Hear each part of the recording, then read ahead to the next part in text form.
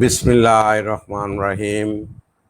সুপ্রিয় শিক্ষার্থীবৃন্দ, সান্ধ্যকালীন অনলাইন ক্লাসে তোমাদেরকে জানাচ্ছি শুভেচ্ছা, স্বাগতম। প্রিয় শিক্ষার্থীবৃন্দ, আমি মোহাম্মদ আমির হোসেন, প্রধান শিক্ষক, পাল্লা মাহবুব আদর্শ উচ্চ বিদ্যালয়, চাটখিল, নোয়াখালী। আজ ষষ্ঠ শ্রেণীর বাংলাদেশ বিশ্ব পরিচয় বিষয়ের অষ্টম অধ্যায়ের রাষ্ট্র পার্ট 1 নিয়ে বিস্তারিত আলোচনা করব। তোমরা যারা অনলাইন ক্লাসে যুক্ত হয়েছ তাদেরকে জানাচ্ছি ধন্যবাদ। যারা যুক্ত হতে পারো নাই তাদেরকে যুক্ত হওয়ার জন্য অনুরোধ করছি। প্রিয় অভিভাবকবৃন্দ, আপনার সন্তান এখন কোথায় অবস্থান করছে? বিদ্যালয় থেকে অনলাইনে ক্লাস শুরু হয়েছে, তাকে অনলাইন ক্লাসে যুক্ত করুন। অনলাইন ক্লাসের জন্য তাকে উৎসাহিত প্রদান করুন। প্রিয় শিক্ষার্থীবৃন্দ, আমরা আজকে প্রথমে আমরা এখানে একটা ভিডিও আছে, বাংলাদেশের মানচিত্র দেখলাম। মানচিত্রে বিভাগ ভাগ করা হয়েছে, বিভাগগুলি ভাগ করা হয়েছে। এখন আমরা ভিডিওটা দেখব। ভিডিওটা দেখলে আমরা বুঝতে পারবো এটা আমাদের দেশের রাষ্ট্রপতি। তোমরা নিশ্চয়ই রাষ্ট্রপতিকে চিনো। এখানে তিনি একটা একটা রাষ্ট্রপতি থাকবে, অর্থাৎ এই রাষ্ট্রপতি। এরপরে থাকবে, এরপর দেখো পরবর্তী আমরা দেখলাম আমাদের প্রধানমন্ত্রী জননেত্রী শেখ হাসিনার ছবি এবং একটা জনসভার ছবি। এরপর আমরা দেখলাম বিরোধী দলীয় নেত্রী রওশন এরশাদের ছবি। তারপর আমরা দেখো জনসমাবেশ। এরপরে আনন্দ উল্লাস মিছিল করছে জনগণ।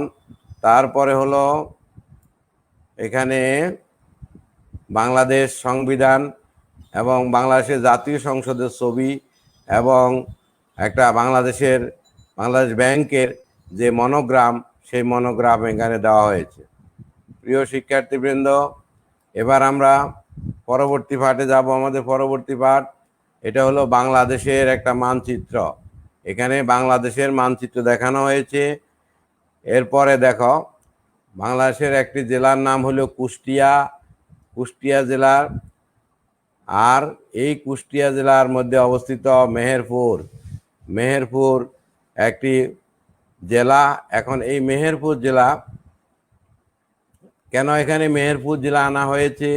যেহেতু বাংলাদেশ একটি স্বাধীন সার্বভৌম রাষ্ট্র, 1971 সালের এক রক্তক্ষয়ী মুক্তিযুদ্ধের ফলে আমাদের অর্জিত এই স্বাধীনতা, সেই মুক্তিযুদ্ধ চলাকালীন সময়ে বাংলাদেশ সরকারের অস্থায়ী সরকার গঠন করা হয় এই মেহেরপুরের বৈদ্যনাথ তলায়। সেই জন্য আমি এখানে মেহেরপুর জেলাটাকে এই মানচিত্রে আনা হয়েছে, মেহেরপুর জেলা।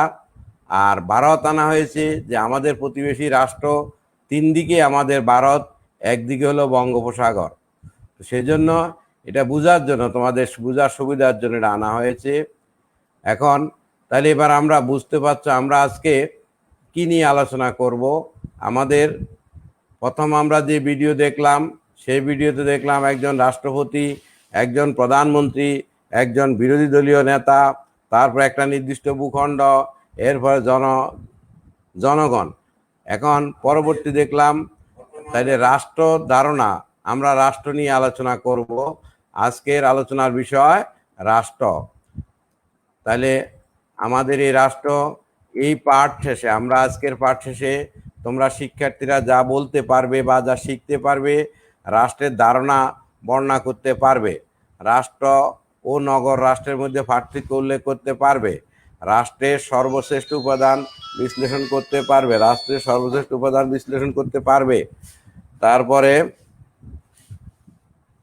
এবার আসো, আমরা প্রথমে বাংলাদেশের মানচিত্র দেখলাম। একটি আদর্শ রাষ্ট্র হিসাবে আত্মপ্রকাশ করতে গেলে যে সকল উপাদান প্রয়োজন সবগুলো বাংলাদেশের রয়েছে, তাই পৃথিবীর মানচিত্রে বাংলাদেশ একটি রাষ্ট্র হিসাবে পরিচিত। এখান থেকে আমরা একটা শিক্ষা নিব। শিক্ষাটা হলো, কোনো দেশ যদি বিশ্ব মানচিত্রে স্থান করে নিতে হয়, তাহলে একটি আদর্শ রাষ্ট্রের যে বৈশিষ্ট্য বা যে উপাদানগুলো থাকা প্রয়োজন, সেই উপাদানগুলি থাকলেই শুধুমাত্র তারা রাষ্ট্র হিসাবে পৃথিবীর মানচিত্রে স্থান করে নিতে পারবে। এখন এখানে ছবিতে দেখতে পাচ্ছ ঢাকা জেলার ম্যাপ। কেন ঢাকা জেলার ম্যাপ আনা হলো? যেহেতু ঢাকা জেলার ঢাকা বিভাগ, এই ঢাকা বিভাগ একটি আদর্শ রাষ্ট্র হিসেবে আত্মপ্রকাশ করতে গেলে তার যে উপাদানগুলি প্রয়োজন, ঢাকা বিভাগের সেই উপাদানগুলি নাই, তাই ঢাকা বিভাগ কোনো রাষ্ট্র নয়। আমরা ঢাকা বিভাগটা কিন্তু রাষ্ট্র নয়, তার কারণ একটি রাষ্ট্র হিসেবে আত্মপ্রকাশ করতে গেলে যে যে উপাদানের প্রয়োজন, ঢাকা বিভাগ, চট্টগ্রাম বিভাগ, রাজশাহী বিভাগ, যে কোনো বিভাগ হোক, ওই বিভাগগুলির এই উপাদানগুলো না থাকার কারণেই এগুলি রাষ্ট্র নয়। এবার আমরা তোমাদেরকে একটা রাষ্ট্র হতে হলে তার 4টি উপাদান লাগবে। কোনো রাষ্ট্র হতে হলে 4টি উপাদান লাগবে। 1 নাম্বার, নির্দিষ্ট ভূখণ্ড। একটা নির্দিষ্ট ভূখণ্ড থাকতে হবে, জনসমষ্টি থাকতে হবে, সরকার থাকতে, একটা নির্ধারিত একটা সরকার থাকতে হবে, তারপরে সার্বভৌম, রাষ্ট্রের সার্বভৌমত্ব থাকতে হবে। তাইলে একটি রাষ্ট্রের উপাদান কয়টা? তোমাদের পাঠ্য বইতে আছে নির্দিষ্ট ভূখণ্ড, জনসমষ্টি, সরকার, সার্বভৌমত্ব। তাহলে রাষ্ট্রের উপাদান 4টি। 1 নির্দিষ্ট ভূখণ্ড, 2 জনসমষ্টি, 3 সরকার, 4 হলো সার্বভৌমত্ব। জনসমষ্টি, নির্দিষ্ট ভূখণ্ড, তাহলে এখানে আবারও আমরা এই 4টাকে দেখাইলাম। 4টি যে ভূখণ্ড, জনসমষ্টি, সরকার, সার্বভৌমত্ব। ভূখণ্ড বা একটা নির্দিষ্ট ভূখণ্ড, জনসমষ্টি এবং সরকার ও সার্বভৌমত্ব। এবার তোমরা রাষ্ট্র কথাটার অর্থ কি খুব দ্রুত খাতার মধ্যে লিখে নাও। খাতায় লেখার তোমাদেরকে 1 মিনিট সময় দেওয়া হলো। এর ফাঁকে এরপরে আমরা পরবর্তী পাঠে অগ্রসর হব।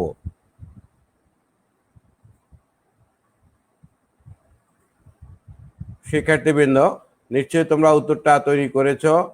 এবার আসো, এখানে কি দেখতে পাচ্ছ? এখানে জনসমষ্টি দেখা যাচ্ছে। দেখো, জনসমষ্টি, এটা হলো ভারত, চায়না। ভূখণ্ড, এখানে ভূখণ্ড দেখাইছে যে চায়না, এই যে ভারত, তারপরে বাংলা পৃথিবীর একটা ম্যাপ, ওয়ার্ল্ড ম্যাপ দেখাইছে। ওয়ার্ল্ড ম্যাপে সকল দেশ অংশ দেখাইছে। বাংলাদেশ দেখানো হয়েছে, ভারত দেখানো হয়েছে, মায়ানমার দেখানো হয়েছে। একটা নির্দিষ্ট, যেমন চীন বা ভারত, আমরা যদি এখানে একটু খেয়াল করি, চীন বা ভারতের মতো বড় হতে পারে, আবার রাষ্ট্র ছোট হতে পারে। রাষ্ট্র বড় হতে পারে, রাষ্ট্র ছোট হতে পারে। যেমন চীন হলো জনসংখ্যার দিক দিয়ে 137 কোটি 20 লক্ষ লোক বর্তমানে চীনে বসবাস করে। তাহলে জনসংখ্যার দিকে সবচেয়ে বড়, আয়তনের দিকেও বড়, এশিয়ার মধ্যে সবচেয়ে বড়। তারপরে আসো, এবার দেখো ভূখণ্ড, ভ্যাটিকান সিটি, এটা একটা ছোট্ট দেশ। ভ্যাটিকান সিটি, এটা একটা ছোট্ট দেশ, এটা একটা নির্দিষ্ট ভূখণ্ড আছে। তাহলে বড় দেশ হলেও তার নির্দিষ্ট ভূখণ্ড লাগবে, ছোট দেশ হলেও তার নির্দিষ্ট ভূখণ্ড লাগবে। আবার দেখো, এটা আমরা যে মেহেরপুরে গেছিলাম, এই জন্য মেহেরপুরে দেখো ভাস্কর্য মুজিবনগর সরকার। মুজিবনগর সরকার বঙ্গবন্ধু শেখ মুজিবুর রহমানকে যখন পাকিস্তানি হানাদার বাহিনী ধরে নিয়ে যায়, তখন সৈয়দ নজরুল ইসলামের নেতৃত্বে অস্থায়ী রাষ্ট্রপতি করা হয়। সৈয়দ নজরুল ইসলামকে তাজউদ্দিনকে করা হয় প্রধানমন্ত্রী করে একটা অস্থায়ী সরকার গঠন করা হয় মেহেরপুরের বৈদ্যনাথ তলায়, যাহা পরে মুজিবনগর নামে পরিচিতি পায়। তাইলে এটা হলো সরকার, এটা হলো সরকার। তারপরে আসো, এখন বাংলাদেশ সরকার, মাননীয় প্রধানমন্ত্রী জাতীয় সংসদে দাঁড়িয়ে ওনার ভাষণ দিচ্ছে, এটা সরকার বোঝাচ্ছে। আমি যে একটা নির্দিষ্ট রাষ্ট্র হতে হলে, একটা রাষ্ট্র যদি স্বীকৃতি পেতে হয়, তাহলে তার একটা সরকার থাকবে। যেরকম আমরা প্রথমে দেখলাম অস্থায়ী সরকার, মেহেরপুরের বৈদ্যনাথ তলায় সৈয়দ নজরুল ইসলামের নেতৃত্বে যে সরকার গঠিত হয়েছিল, ঠিক তেমনিভাবে বর্তমান বাংলাদেশের প্রধানমন্ত্রী জননেত্রী শেখ হাসিনা জাতীয় সংসদে দাঁড়িয়ে তিনি ভাষণ দিচ্ছেন। এটা হলো সরকার গেল। তাইলে এটা হলো বর্তমান সরকারের ব্যবস্থাপনা বলা হয়েছে। এখন দেখো এখানে কি দেখা যাচ্ছে, এখানে সব জনগণ, এগুলো সব জনগণ। তাহলে গণপ্রজাতন্ত্রী বাংলাদেশ সরকার, গণপ্রজাতন্ত্রী বাংলাদেশ সরকার। তারপরে এটা কি জাতীয় সংসদ, আমাদের জাতীয় সংসদ ভবন, জাতীয় সংসদ ভবন। এবার আমরা দেখব এটা জনগণ, তাহলে জনগণ লাগবে। তারপরে জনগণের বাংলাদেশ সরকারের মনোগ্রাম দিয়ে বোঝানো হয়েছে যে একটা সরকার লাগবে। তারপরে তোমার সার্বভৌমত্ব লাগবে। এরপরে আর কি লাগবে, আর লাগবে তোমার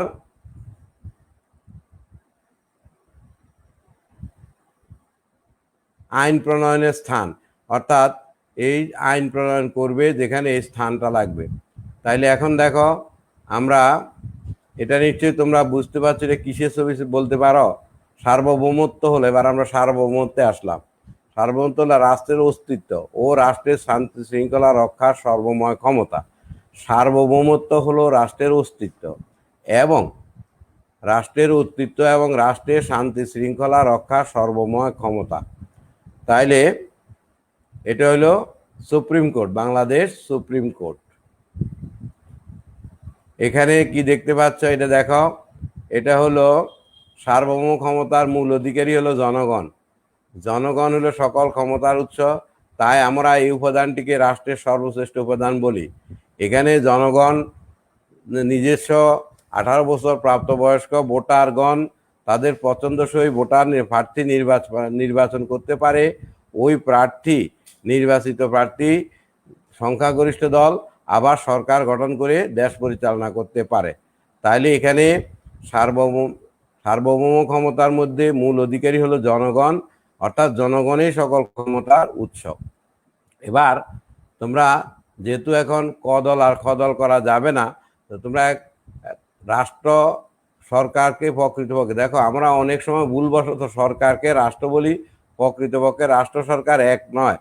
এই 5টি বাক্যে লিখবা বাড়িতে, এবং তোমার মতে নগর রাষ্ট্র কীরকম, যদি নগর রাষ্ট্র সম্পর্কে তোমার ধারণা থাকে তাহলে তাও 5টি বাক্য লিখে তৈরি করবে।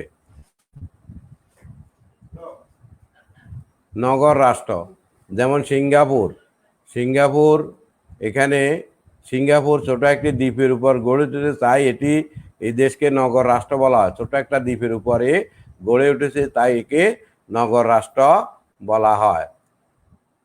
প্রিয় শিক্ষার্থীবৃন্দ, এটা তোমরা দেখতে পাচ্ছ নগর রাষ্ট্র, আরো অনেকগুলি নগর রাষ্ট্র। ভ্যাটিকান সিটি ছোট একটা শহরের মতো।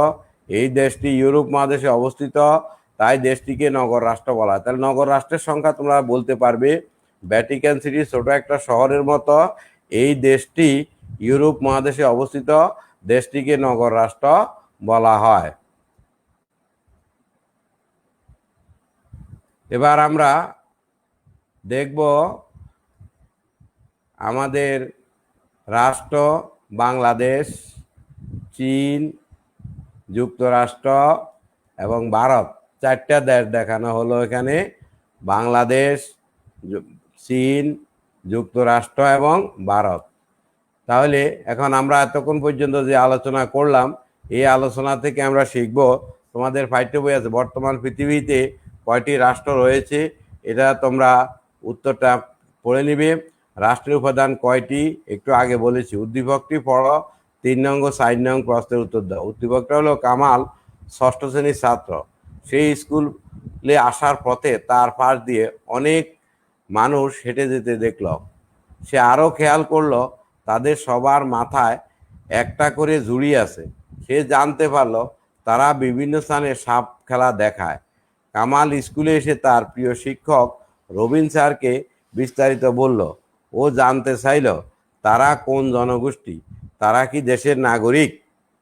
অর্থাৎ বিষয়টা হলো এরকম যে আমাদের দেশে নাগরিক, এবং আমরা বাঙালি নাগরিক হিসাবে আমরা যেহেতু বাংলাদেশে বসবাস করি, আমরা নাগরিক, আমাদের নাগরিকত্ব হলো বাংলাদেশি। এছাড়াও বাংলাদেশে অনেকগুলি ক্ষুদ্র নৃগোষ্ঠী বসবাস করে। এই ক্ষুদ্র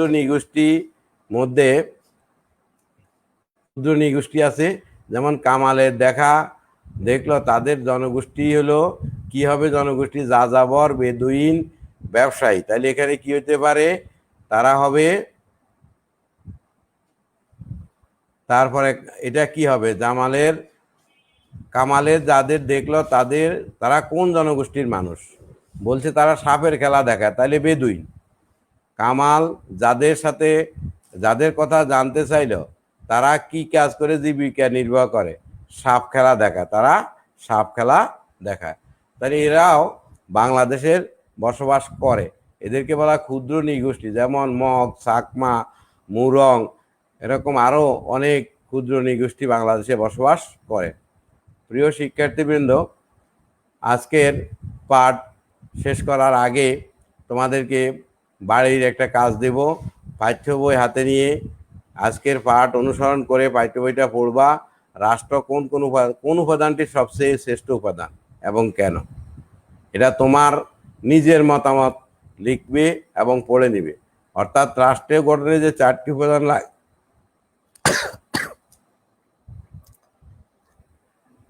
লাগে তার মধ্যে কোন উপাদানটি শ্রেষ্ঠ এবং কেন, এটা খাতায় লিখবে এবং পড়ে নিবে।